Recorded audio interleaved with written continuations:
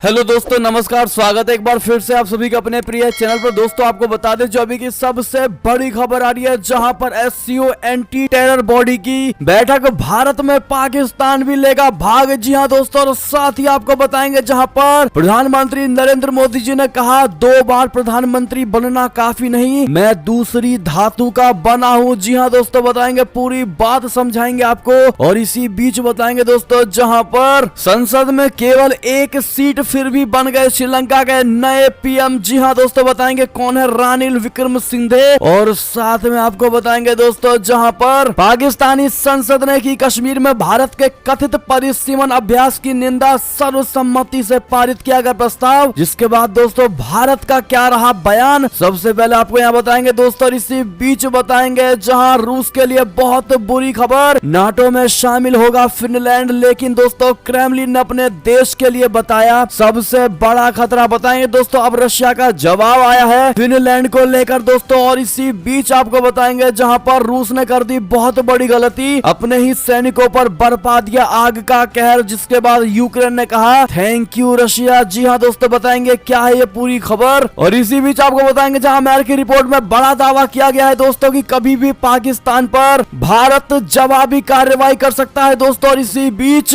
मौसम विभाग से जुड़ी बड़ी खबर आ रही है दोस्तों, बताएंगे कब से राहत मिलने वाली उत्तर भारत को। तो हर तरह की जानकारी अभी हम आपको बताने वाले हैं, तो आराम से बने रहिएगा दोस्तों वीडियो के अंत तक। और अभी खबरों में आगे बढ़ने से पहले हमेशा की तरह मानते हैं कि मोदी जी हैं तो हर चीज संभव है। भारतीय सेना है तो अपना देश गर्व से जी रहा है और आपको भी भारतीय होने पर शान है दोस्तों। और मानते हैं भारत देश नंबर 1 देश है और भारत की विदेश नीति सबसे बेस्ट और सबसे टॉप की है दोस्तों। इस वीडियो को अभी कर दीजिए लाइक, चैनल को कर दीजिए सब्सक्राइब, बेल आइकन दबाइए, साथ ही कमेंट बॉक्स में लिख दीजिएगा जय हिंद। जी हां दोस्तों, तो चलते हैं पहली और सबसे बड़ी खबर की तरफ, जहां पर एससीओ एंटी टेरर बॉडी की बैठक भारत में होगी दोस्तों। पाकिस्तान भी लेगा इसमें भाग। दरअसल भारत अगले सप्ताह शंघाई सहयोग संगठन बोले तो एससीओ की anti terror body regional anti terrorist structure यानी रैट्स बैठक की मेजबानी करने जा रहा है। ये बैठक 16 से 19 मई के बीच नई दिल्ली में होगी। वियोन की एक रिपोर्ट बताती है कि ये बैठक 16 से 19 मई तक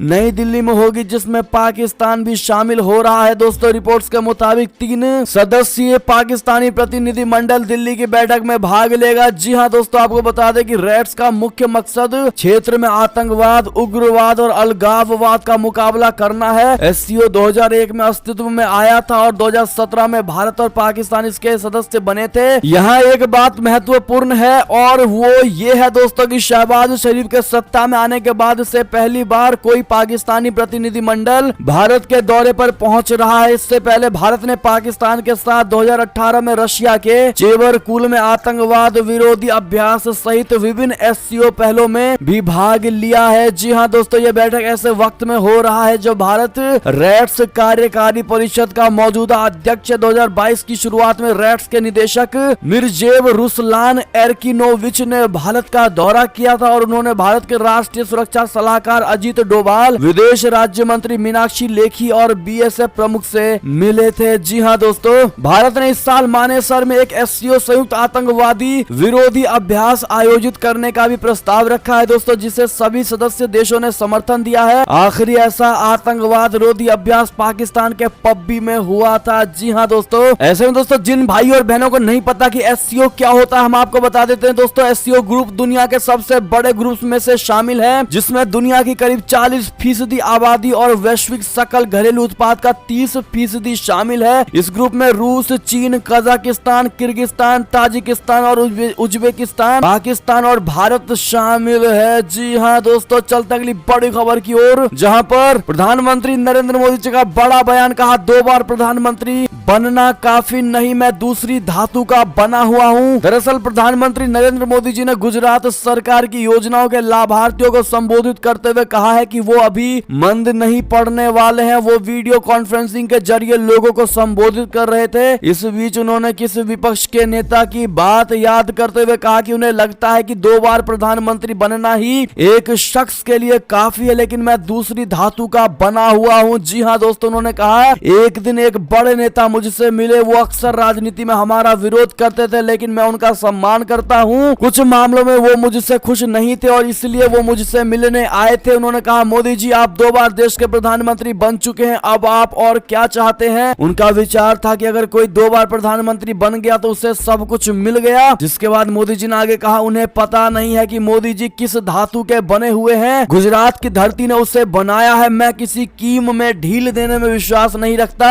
मैं ये नहीं सोचता कि जो होना था हो गया, अब आराम करना चाहिए। मेरा सपना है कि सैचुरेशन 100% लोगों तक जनहित की योजनाओं को पहुंचाना। यानी कि दोस्तों मोदी जी ने साफ कह दिया है कि मेरे लिए सिर्फ मात्र 2 बार प्रधानमंत्री बनना ही काफी नहीं है, मैं प्रयास करता रहूंगा, जो होगा होता रहेगा और अपने देश के कल्याण कार्य करता रहूंगा। जी हाँ दोस्तों, ऐसे में मोदी जी को आप हर बार प्रधानमंत्री देखना चाहते हैं कि नहीं दोस्तों, कमेंट में लिखकर जरूर बताइएगा। और मोदी जी जिस प्रकार से दोस्तों मोटिवेटेड है अपने पद को लेकर और भारत के नागरिकों को लेकर दोस्तों, ऐसे में उनकी लंबी उम्र के लिए लिव लॉन्ग मोदी जी कहना मत भूलिएगा। चलता अगली खबर की ओर, जहां पर श्रीलंका की इकोनॉमिक क्राइसिस को लेकर बड़ी खबर, संसद में केवल 1 सीट फिर भी बन गए श्रीलंका के नए पीएम रानिल विक्रमसिंघे। जी हां दोस्तों, अपने इतिहास के गंभीर आर्थिक संकट से जूझ रहे श्रीलंका में रानिल विक्रमसिंघे को नया प्रधानमंत्री नियुक्त कर दिया गया है। दोस्तों वे यूनाइटेड नेशनल पार्टी बोले तो यूएनपी के नेता है। वे पिछली बार संसद का चुनाव हार गए थे। मजे की बात दोस्तों ये है कि श्रीलंका की संसद में उनकी पार्टी की केवल 1 ही सीट है। इसके बावजूद भी राजपक्षे परिवार से नजदीकी के चलते हुए देश के प्रधानमंत्री बनने में कामयाब हो गए हैं। सूत्रों के मुताबिक रानिल विक्रमसिंघे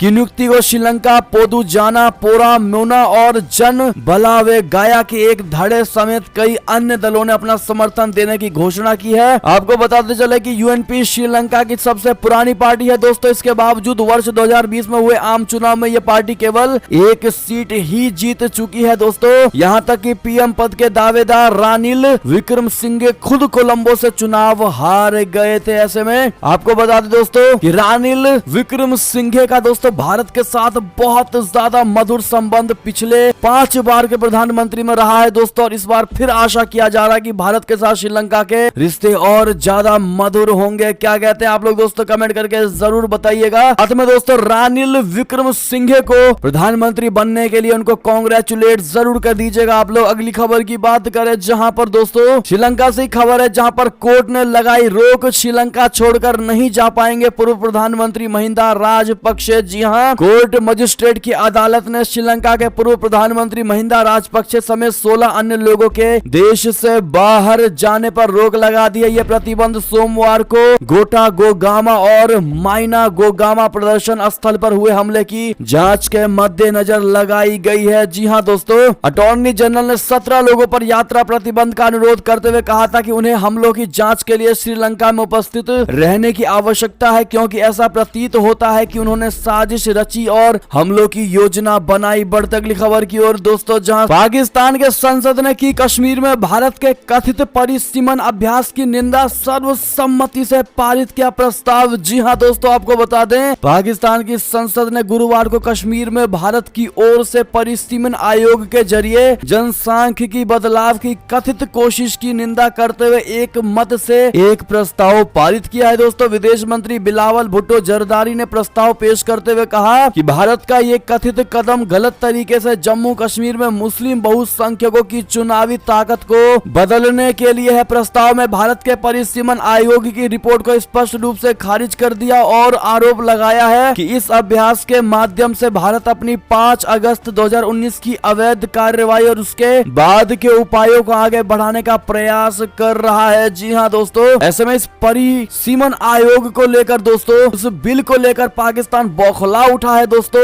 और अपने संसद में भी इसको लेकर बिल पास करवा दिया है। ऐसे में दोस्तों संसद भी पाकिस्तान का, जरदारी भी पाकिस्तान का, बिलावल भुट्टो भी पाकिस्तान का, यानी कि दोस्तों अपने घर में ही ये लोग रिपोर्ट तैयार करके खुश होते नजर आ रहे दोस्तों। लेकिन आपको बता दें भारत ने कड़े शब्दों में साफ साफ कहा है कि जम्मू कश्मीर हमारा अभिन्न अंग है। जी हाँ, भारत सरकार ने अंतर्राष्ट्रीय समुदाय को स्पष्ट रूप से बता दिया है कि कश्मीर और यहाँ से धारा 370 को हटाना पूरी तरह से देश का आंतरिक मामला है। भारत ने पाकिस्तान को बार बार और 1000 बार कहा है दोस्तों कि जम्मू कश्मीर भारत का अभिन्न हिस्सा था, है और रहेगा। इसने ये भी कहा है दोस्तों कि पाकिस्तान को असलियत स्वीकार करनी चाहिए और भारत विरोधी फर्जी अभियान बंद करने चाहिए। ऐसे में दोस्तों आप लोग भी कमेंट में कश्मीर भारत का था है और रहेगा कहना मत भूलिएगा। दोस्तों अगली खबर की बात करें जहां रशिया के लिए बहुत बुरी खबर, नाटो में शामिल होगा फिनलैंड, जिसके बाद रशिया ने बौखलाते हुए दिया है ये जवाब। जी हाँ दोस्तों, यूक्रेन से जंग लड़ रहे रूस के लिए एक बुरी खबर है। दोस्तों पूर्वी यूरोपीय देश फिनलैंड नाटो में शामिल होने जा रहा है। रूस इसे अपने लिए खतरा मान रहा है। रूसी सरकार के मुख्यालय क्रेमलिन के प्रवक्ता दमित्री पेस्कोव ने कहा कि नाटो के विस्तार से हमारी सीमाएं और सुरक्षित नहीं रह जाएंगी। फिनलैंड के राष्ट्रपति और प्रधानमंत्री ने ऐलान किया है कि उनका देश उत्तर अटलांटिक संधि संगठन बोले तो नाटो में शामिल होने के लिए आवेदन देने का समर्थन करता है। जी हाँ दोस्तों, उधर फिनलैंड के नाटो में शामिल होने के फैसले के बाद रशिया ने यूक्रेन पर हमले बढ़ा दिए हैं। दोस्तों फिनलैंड के राष्ट्रपति और प्रधानमंत्री ने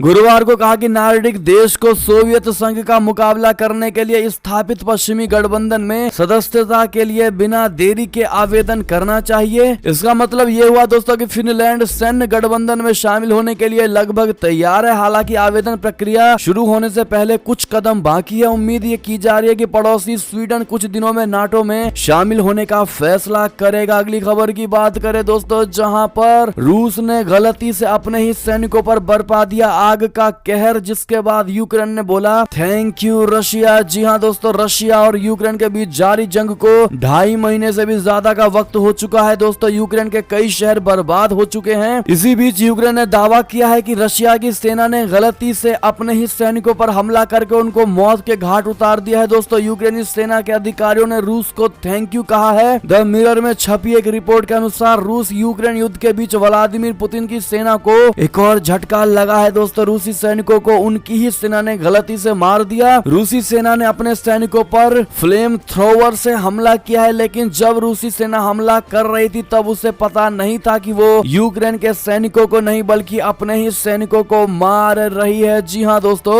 रूसी सैनिकों पर उनकी ही आर्मी की तरफ से किए गए हमले के बाद यूक्रेन के मिलिट्री अफसरों ने रशिया को धन्यवाद दिया है। उन्होंने कहा कि रूसी सेना ने हमारी मदद की, इसके लिए बहुत बहुत धन्यवाद। रूसी सेना ने अपने सैनिकों पर यूक्रेन के ज़ैपोरिज़िया प्रांत में हमला किया। जी हाँ दोस्तों, मारे गए सैनिकों की संख्या भी पता नहीं चली है। बढ़ते हैं दोस्तों अगली खबर की तरफ, जहां पर ब्रह्मोस मिसाइल को लेकर बड़ी खबर। सुखोई 30 MKI से नए ब्रह्मोस का सफल परीक्षण, टारगेट हुआ ध्वस्त। जी हाँ दोस्तों, भारतीय वायुसेना ने बंगाल की खाड़ी में एयर लॉन्च ब्रह्मोस मिसाइल को सुखोई 30 MKI से सफलता पूर्वक लॉन्च कर दिया। मिसाइल ने खाड़ी में मौजूद टारगेट पर सटीक निशाना लगाया। इस परीक्षण के साथ ही भारतीय वायुसेना ने सुखोई फाइटर जेट से जमीन या समुद्र में लंबी दूरी के टारगेट्स पर निशाना लगाने की क्षमता हासिल कर ली है। इसके साथ ही अब प्रेसिशन स्ट्राइक करने की उसकी क्षमता बढ़ गई है। दोस्तों इस परीक्षण के दौरान भारतीय वायुसेना के साथ भारतीय रक्षा अनुसंधान संगठन बोले तो DRDO, भारतीय नौसेना यानी इंडियन नेवी, BAPL और HAL शामिल थे। ब्रह्मोस के एक्सटेंडेड वर्जन मिसाइल की वजह से सुखोई 30 MKI फाइटर जेट्स की मारक क्षमता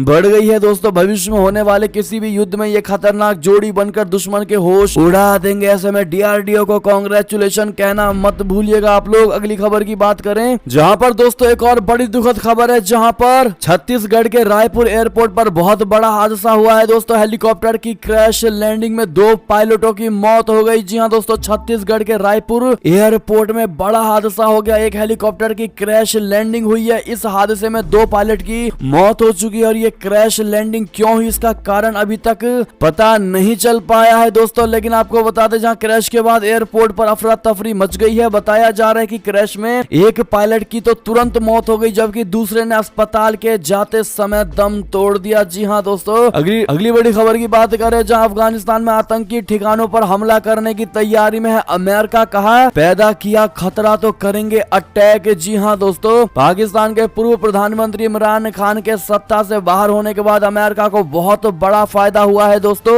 दरअसल नए प्रधानमंत्री शहबाज शरीफ को अमेरिका की तरफ झुकाव रखने वाला माना जाता है। इमरान की कुर्सी जाने के बाद चीन को नुकसान हुआ है, क्योंकि वो उसके समर्थक रहे हैं। पाकिस्तान में हुए सत्ता परिवर्तन के चलते अब अफगानिस्तान में इस्लामिक स्टेट जैसे आतंकी संगठन का सफाया करने के लिए अमेरिका एक बार फिर हमले शुरू कर सकता है। लेकिन अमेरिका का असल इरादा चाइना और उसके प्रतिष्ठित चीन पाकिस्तान आर्थिक गलियारे को अफगानिस्तान से बाहर करना है। जी हाँ दोस्तों, बढ़ते अगली खबर की ओर, जहां प्रधानमंत्री मोदी जी के नेपाल विजिट को लेकर बड़ी खबर, जहां नेपाल में चीन से पीएम नरेंद्र मोदी जी की दूरी के क्या है मायने। जी हाँ दोस्तों, 2019 में फिर से भारत के प्रधानमंत्री चुने जाने के बाद नरेंद्र मोदी जी पहली बार नेपाल की यात्रा पर जा रहे हैं, जिसकी चर्चा तेजी से विश्व पटल पर हो रही है दोस्तों। इसी बीच यात्रा से जुड़ी जो खबर सामने आ रही है उसके अनुसार पीएम मोदी जी 16 मई के नेपाल दौरे पर चीन के बनाए भैरहवा अंतर्राष्ट्रीय हवाई अड्डे पर नहीं उतरेंगे। आपको हमने पहले भी बताया था ये बात। बता दें दोस्तों, मीडिया रिपोर्ट के अनुसार प्रधानमंत्री मोदी जी का विमान कुशीनगर अंतर्राष्ट्रीय एयरपोर्ट पर लैंड करेगा, जिसके बाद पीएम मोदी जी हेलीकॉप्टर से नेपाल के लुम्बिनी की ओर रवाना होंगे। अगली खबर की बात करें, जहां पर दोस्तों मरियम नवाज ने ऐसा क्या बोला कि भड़क गई पाकिस्तानी सेना, कहा बेबुनियाद टिप्पणी बेहद अनुचित। जी हाँ दोस्तों, शहबाज शरीफ के पाकिस्तान का प्रधानमंत्री के बनने के बाद भी पाकिस्तानी सेना और सरकार के बीच तनातनी जारी है दोस्तों। ताजा मामला जनरल कमर जावेद बाजवा के रिटायरमेंट के बाद नए आर्मी चीफ की नियुक्ति से जुड़ा हुआ है दोस्तों। दरअसल सत्तारूढ़ PMLN की उपाध्यक्ष मरियम नवाज और PPP के चेयरमैन आसिफ अली जरदारी ने लेफ्टिनेंट जनरल फैज हामिद पर निशाना साधते हुए आलोचना की थी। मरियम ने कहा कि सेना प्रमुख को एक ऐसा व्यक्ति होना चाहिए जिसकी प्रतिष्ठा बेदाग हो और जो किसी भी आलोचना या संदेह से मुक्त हो। बस इतनी सी बात को लेकर पाकिस्तानी सेना भड़क गई और इशारों में मरियम नवाज का नाम लिए बिना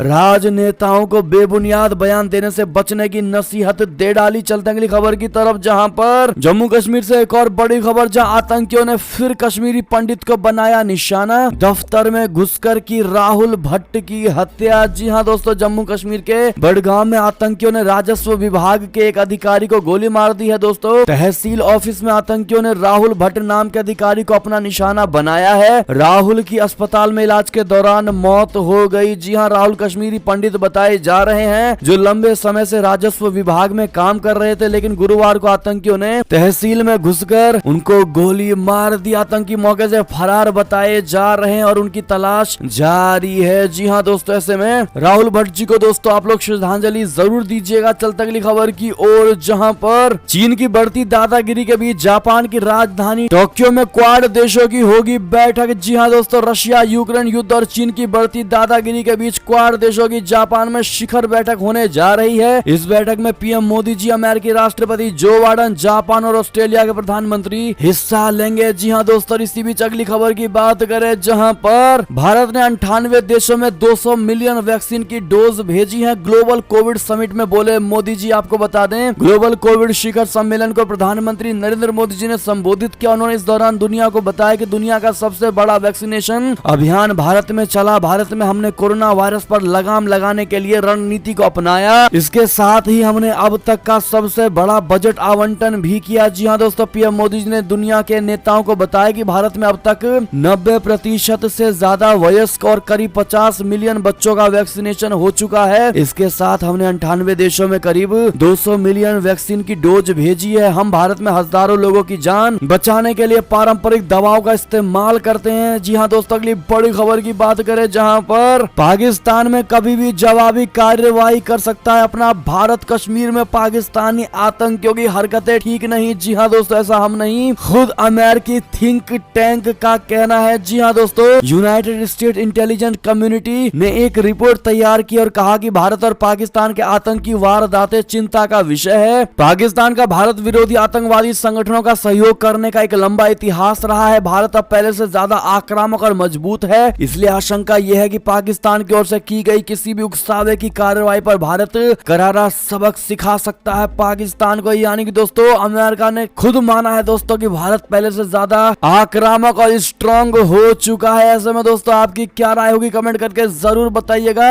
अगली खबर की बात करें, जहां पर चीन को बड़ी चुनौती, इंडो पैसिफिक में फिर बड़ी आर्थिक भूमिका निभाएगा अमेरिका। जो बाइडेन करेंगे बड़ा ऐलान। दरअसल अमेरिका का जो बाइडेन प्रशासन इंडो पैसिफिक क्षेत्र में एक बहुत बड़ा फिर से बड़ी आर्थिक भूमिका निभाना चाहता है। बताया जाता है कि राष्ट्रपति जो बाइडेन अपनी अगली जापान यात्रा के दौरान इस बारे में खास ऐलान करेंगे। अमेरिकी विशेषज्ञों में ये राय बनी है दोस्तों कि पूर्व राष्ट्रपति डोनाल्ड ट्रंप के ट्रांस पैसिफिक पार्टनरशिप समझौते से अमेरिका को हटा लेने का फायदा चीन को मिला है। इस कारण चीन की उस क्षेत्र में सबसे बड़ी आर्थिक भूमिका बन गई है। जी हाँ दोस्तों, अगली खबर की बात करें, जहां पर चुनाव आयोग ने 15 राज्यों की 57 राज्यसभा सीटों पर चुनाव का कर दिया है ऐलान। 10 जून को होगी वोटिंग। जी हां दोस्तों, चुनाव आयोग ने राज्यसभा सीटों पर चुनावों का ऐलान कर दिया है। चुनाव आयोग के मुताबिक 15 राज्यों की कुल 57 राज्यसभा सीटों पर 10 जून को चुनाव होंगे। इन सीटों में उत्तर प्रदेश बेहद अहम है क्योंकि यूपी की 11 सीटें खाली हो रही हैं जिन पर भी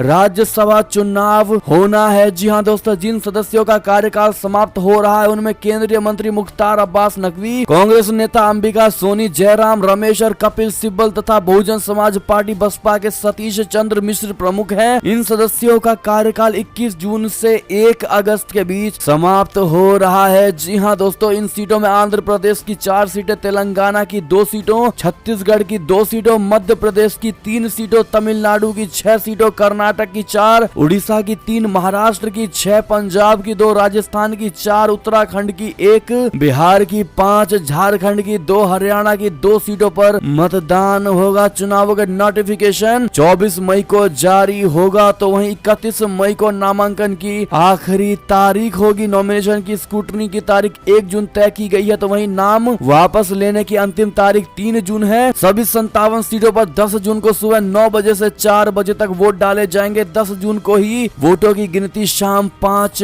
बजे होगी। बहुत बड़ी खबर दोस्तों, अगली खबर की बात करें जहां 15 दिन पहले राहुल गांधी ने भेजा था मैसेज। हार्दिक पटेल ने कहा जब फ्री होंगे तो करेंगे कॉल। जी हां दोस्तों, गुजरात में विधानसभा चुनाव से पहले राजनीतिक गलियारों में कई तरह की चर्चाएं हो रही हैं। इनमें से एक ही बहुत बड़ी चर्चा है दोस्तों, वो है हार्दिक पटेल। हार्दिक पटेल की पार्टी में नाराजगी और उनके भाजपा में शामिल होने के कयास। हालांकि हार्दिक पटेल ने इन कयासों को केवल अफवाह बताया है। उन्होंने कहा कि उनकी जो भी शिकायतें हैं वो पार्टी का अंदरूनी यानी इंटरनल मामला है और जल्द ही उनका हल निकाल लिया जाएगा। राहुल गांधी, प्रियंका गांधी और सोनिया गांधी का नाम लेते हुए उन्होंने कहा कि उनके साथ किसी भी तरह की अनबन नहीं है। हार्दिक पटेल ने कहा कि राहुल गांधी ने उन्हें लगभग 15 दिन पहले मैसेज किया था और पूछा था कि जो भी मामला है बिना झिझक के उन्हें बताएं। हालांकि इसके बाद हाई कमांड से कोई प्रतिक्रिया नहीं मिली। पटेल ने कहा वो हाल ही में गुजरात आए थे लेकिन काफी बिजी थे, जब भी वो फ्री होंगे मुझे कॉल करेंगे। अगली खबर की बात करें दोस्तों, जहां पर आम आदमी पार्टी के विधायक अमानतुल्लाह खान गिरफ्तार। सरकारी काम में बाधा डालने का है आरोप। जी हां दोस्तों, दिल्ली में जारी बुलडोजर कार्रवाई का विरोध करने वाले आम आदमी पार्टी विधायक अमानतुल्लाह खान समेत 6 लोगों को गिरफ्तार कर लिया गया है। एमसीडी के एक्शन के दौरान दंगा करना और सरकारी काम में बाधा डालने की धाराओं के तहत मुकदमा दर्ज हुआ है। पहले उन्हें हिरासत में लिया गया था, फिर बाद में उन्हें गिरफ्तार कर लिया गया है। अगली खबर की बात करें दोस्तों, जहां पर ज्ञानवापी मामले पर बोले ओवैसी, कहा मैं एक और मस्जिद नहीं खोना चाहता, कमेटी सुप्रीम कोर्ट जाए। जी हां दोस्तों, वाराणसी की एक जिला अदालत ने गुरुवार को ज्ञानवापी प्रकरण में कोर्ट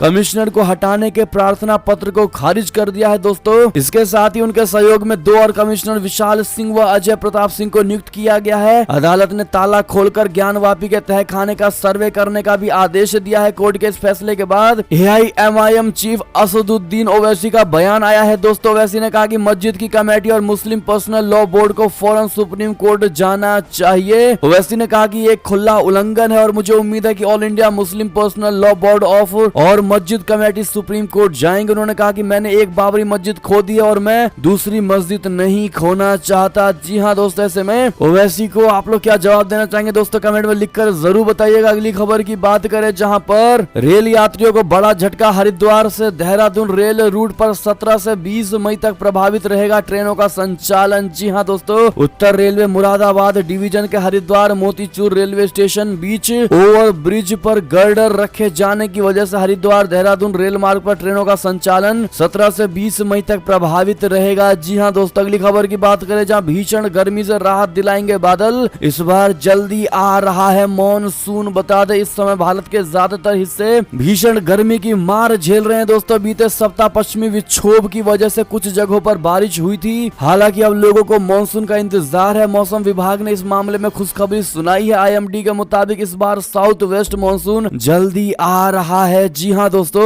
मौसम विभाग ने बयान जारी करके कहा है कि दक्षिण अंडमान सागर और उससे जुड़ी बंगाल की खाड़ी में 15 मई को मॉनसून पहुंच सकता है। मौसम विभाग का कहना है कि अंडमान और निकोबार में 15 मई को पहली मॉनसून की बारिश होगी। भीषण गर्मी में मौसम विभाग की ये खबर काफी सुकून देने वाली है। जी हाँ दोस्तों, यानी कि 16 मई तक तो आप लोग राहत भूल ही जाएं दोस्तों। जो भी नॉर्थ इंडिया में रहते हैं यानी यानी दिल्ली एनसीआर में, पंजाब में, हरियाणा में या फिर पश्चिमी उत्तर प्रदेश में, इन सभी को दोस्तों 16 मई तक काफी नुकसान यानी कि राहत नहीं मिलने वाली है दोस्तों। और ऐसे में 17 मई से बारिश के भी आसार हैं। और इसी बीच ये थी अब तक की सारी बड़ी खबरें दोस्तों। आपको हमारी खबर कैसी लगी? आशा करता हूँ बहुत अच्छी लगी होगी। अगर थोड़ी भी अच्छी लगी है तो इस वीडियो को भी अपने भाई बंधुओं में व्हाट्सएप, फेसबुक, ट्विटर के जरिए पूरे भारत में शेयर करना बिल्कुल मत भूलिएगा दोस्तों। और अभी कर दीजिए इस वीडियो को लाइक, चैनल को कर दीजिए सब्सक्राइब, बेल आइकन दबाइए, साथ ही कमेंट बॉक्स में लिख दीजिएगा जय हिंद जय भारत। तो मिलते हैं आप अगली बड़ी खबर में दोस्तों। तब तक अपना ख्याल रखिएगा। आप सभी का बहुत बहुत धन्यवाद साथ देने के लिए, साथ बने रहने के लिए। और खबरों का सिलसिला लगातार हमारे चैनल पर जारी है, तो अपडेट रहना बिल्कुल मत भूलिएगा। अगली बड़ी खबर का इंतजार करिएगा दोस्तों। हम मिलते हैं आपसे अगली बड़ी खबर में, तब तक के लिए आप सभी को बहुत बहुत धन्यवाद। जय हिंद जय भारत, जय श्री राम, वंदे मातरम, हर हर महादेव।